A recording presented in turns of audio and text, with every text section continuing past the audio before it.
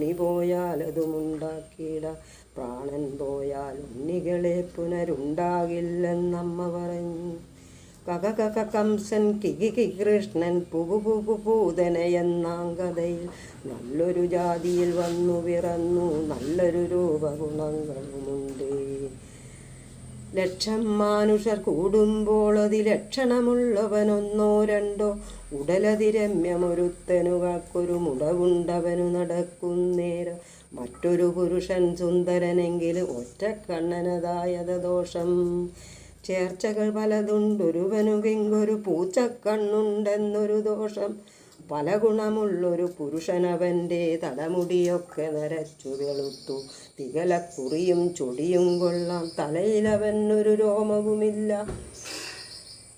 എന്നാലിനിയൊരു കഥയുര ചെയ്യാം, എന്നുടെ ഗുരുവരൻ അരുളിയ പോലെ.